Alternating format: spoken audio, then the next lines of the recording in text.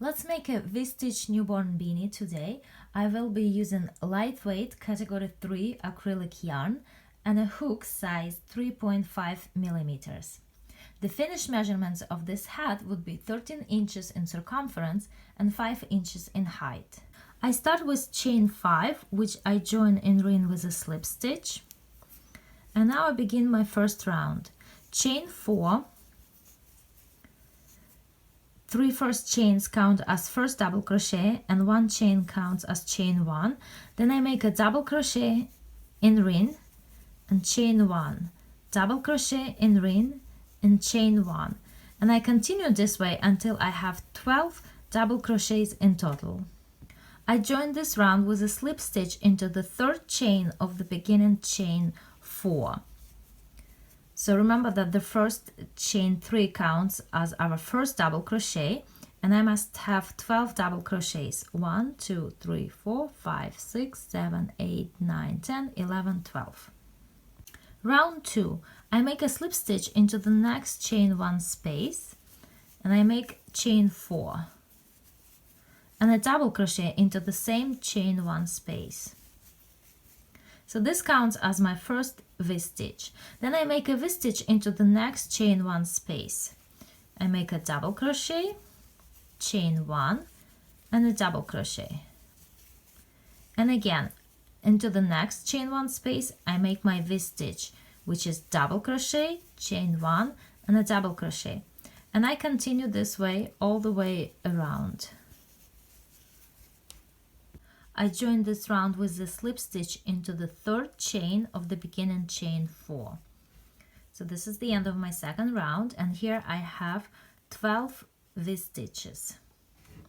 Round 3, I make a slip stitch into the next chain 1 space, and I make chain 4 and a double crochet into the same chain 1 space. So this is my first V-stitch.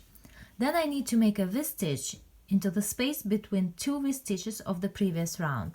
So this is going to be the space between the next 2 double crochets. So this was 1 V-stitch and this is the next V-stitch, and the space between them is right here. So that's where I make my next V-stitch. A double crochet, chain 1 and a double crochet.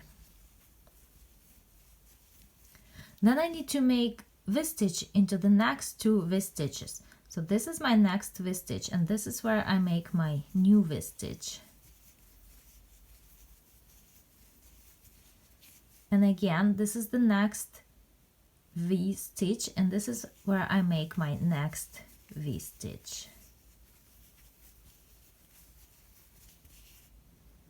Then again, I need to make a V-stitch into the space between 2 V-stitches of the previous round, which is going to be right here, because this was 1 V-stitch and this is the next V-stitch. So this is where I make my next V-stitch. Double crochet, chain 1 and a double crochet.